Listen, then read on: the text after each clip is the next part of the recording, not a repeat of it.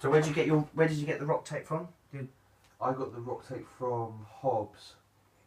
Well, I'm not sure if that was the rock tape, but it is the Keynesiology tape that you can get. If you go on Amazon online, they give you loads of brands. Okay. How long have you been using the rock tape or Keynesiology tape? Probably for about six to 9 months, I suppose. Yeah, the start of the year. I used it a couple of times for this right groin, which seems to give me a bit of jip sometimes, but I've used it for collisions as well. Okay, yeah. For not to try and, if there's any sort of embedding of the fascia into the muscle, to sort of release it. Okay, yeah. So it's sort of, the principles are that it kind of lifts the, one, the skin and two, the fascia, isn't it? Yeah. So it's not like embedded down and... Yeah, and it's all sort of congealed, it sort of helps release it. And it does the job? Yeah, it really does. It's okay. Yeah, I mean, some of the stuff you can get doesn't quite stick, but like I say, the rock tape is like, there's a fingerprint element that really, it sticks and you can manoeuvre it and you can even like striate it and spider it off, so it's like 3 or 4 segments. Yeah. So fingerprint as in it's almost the same as skin or same texture. Yeah, exactly. Yeah, and it really, you can sort of, it doesn't have to just be like dead straight, you can follow like the line of the muscle, and yeah, it's good stuff. God, I've got touch here. So give us a quick when you started playing football and who you played for and all that sort of. Started playing at the age of 17 when I joined professionally Histon. Oh yeah. Under the academy. That was 2 years, 17, 18, in which I made first team for Histon in my second year of the academy, which would have been 18. Oh yeah. From there, I then joined Russian and Diamonds that next year, which I initially had a 3-year contract, but they went bust after a year. That next year I joined Bedford, in which 4 months into the season I then got signed to Kettering, who were in the conference. I stayed there for the rest of the season, and then again with finances the club went bust, and since then I've now had 2 years at Biggleswade. This is my second year. Okay, cool. And did you say you got possible FA Cup? Yeah, we're now in the 4th qualifying round this weekend, which if we win then means that it's first round proper. Oh, wow. Which introduces all League 1 and League 2.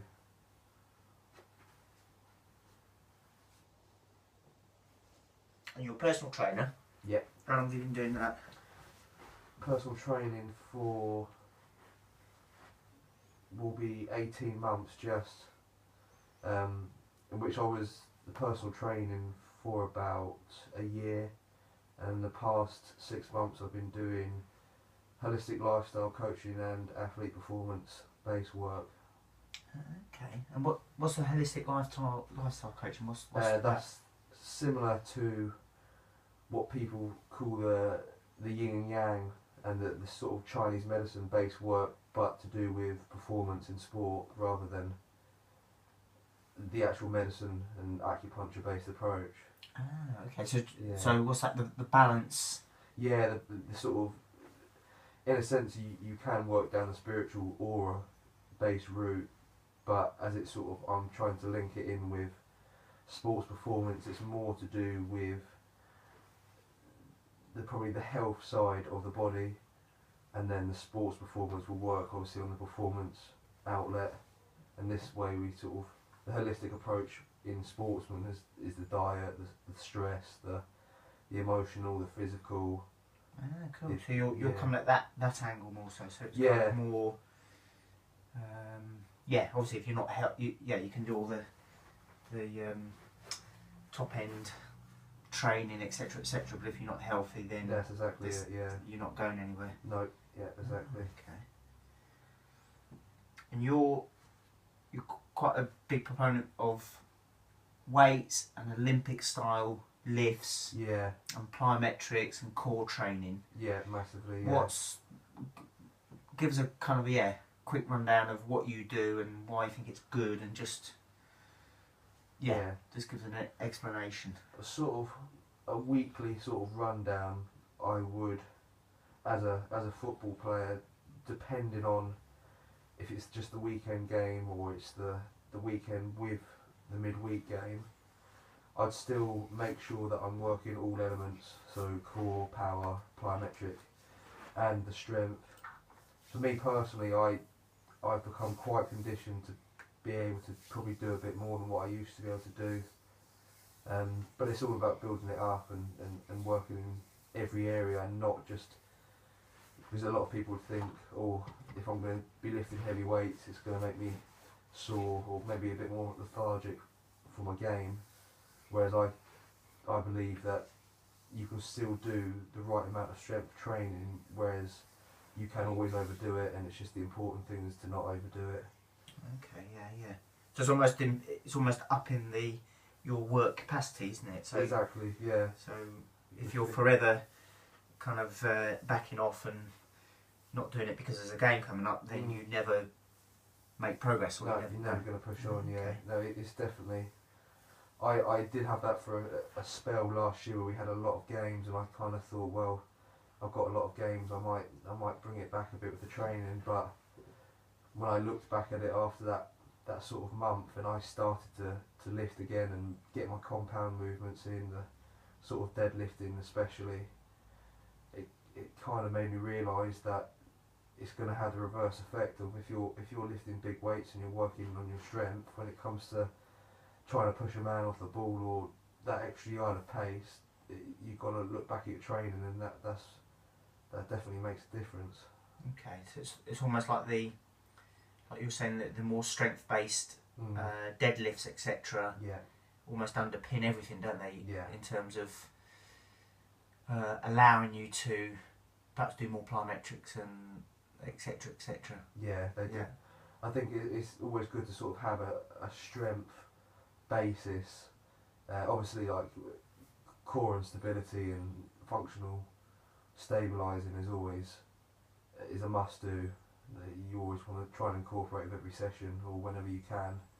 But to be able to at least have that once a week, where you get that that neurological sort of enhancement. And how would you describe that in terms of, so you're doing so once a weekly strength session, and it involves what, deadlifts and what else? And I normally get my strength session in probably like a Wednesday, so we're looking at if I've got a game on a Saturday. So it's bang in the middle, so it's recovering really, from the game. Yeah, recover quite nicely, and then gives me a couple of days if I do feel a little bit tender from it. But most of the time will be a deadlift base sort of work with one single leg knee bend movement, which it can be like your squat or your lunge. Oh yeah. So I sort of work on a stability plane where there's always like a single leg working more than the other. They're my two sort of big components or compound movements for that strength session. And then with that I'll always bring in a few plyometrics to make sure that it's the right type of fibre use. Okay, right. So obviously you're going to go slow but quite intense for strength movements, but to then finish the strength session off with maybe box jumps or lateral plane jumps, maybe even just hurdle and quick feet based work. So you kind of add in the plyometric work into the actual strength session? Yeah, I mean, I vary depending on how I feel, because if I've had a hard game on a Tuesday, I kind of only feel that I can just get my strength stuff done. But if I feel that I've got enough in the tank to make sure I get a good sort of fast twitch element in, then I'll get it all done in the same day. Okay. In a sense, sort of making it quite as it's called, the complex training. And explain that then, the complex. It's where you'd move from pretty much the same muscle group, so it could be pull-ups into medicine ball slams. Oh, okay, yes, yeah. So you'll work the same movement, but you'll go from quite a high strength, sort of 3 to 5 reps basis, into still 3 to 5 reps, but really light, powerful. So you're sort of hitting different muscle fibres, or you're recruiting different and more muscle fibres. Yeah, yeah. Okay. So and you can.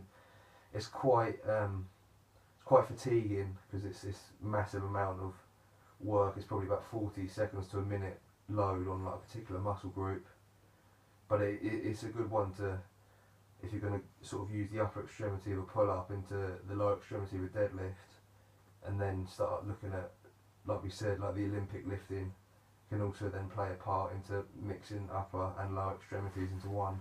Okay, so yeah, so the strength based is the platform, if you like, or providing the base of good strength, and then obviously and then sort of layering over the top of that is the more specific, dynamic or sport specific movements, possibly. Yeah. Yeah. Yeah, it's always important to not get, as we'd say, sort of to isolate movements wouldn't be as sport specific as it is to integrate. So a pull-up would be a good movement, but it's still quite isolated for back muscles, and then to sort of come in with Olympic lifting or deadlifting, you're going to be using the lats as stabilisers while it's a complete body movement. Cool. And obviously for yourself, I mean, for me to tally this in with, because what I'm trying to do is just get quite a mix of different training techniques. It doesn't necessarily need to have a relevance to distance running, but there has to be sort of that element there so people can kind of relate to it. Yeah. But for you, obviously, you're a midfield player. Yeah. And you're covering 10k in the course of a game. Yeah, about that. And that needs, so you need basic 100 metre speed, but you also need repeatable kind of middle distance type speed, because it's kind of lots of 50-yard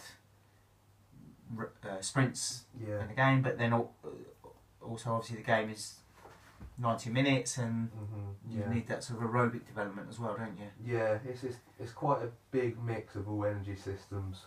I think when you actually look at it, you're probably looking at about 80% fast twitch, and probably the other 20% would be like the aerobic based. Okay, yeah.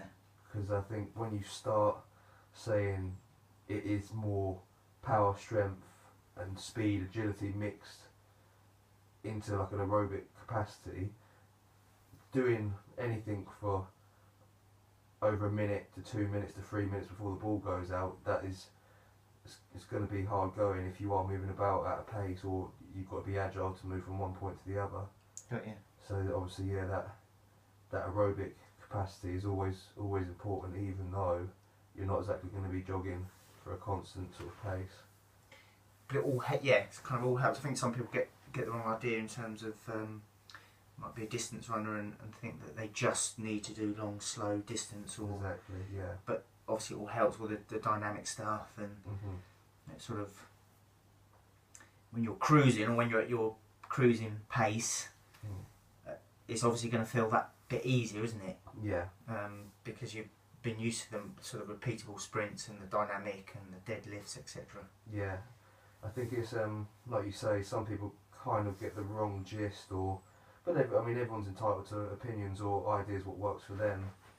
But for me personally, for runners, I would say, like you say, you want to be working all areas, looking at energy expenditure over completely different energy systems, because when it comes to just your standard going at a comfortable pace, if you then wanting to push yourself or improve that pace, you're not going to be able to do it by just doing the same base type of training. So so your ceiling is limited, isn't it? Exactly.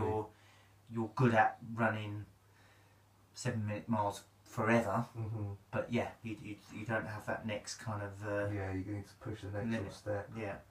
And that's when you can really mix it up, and with it, like you've said to me before, with the hill sprints, they're a really good one.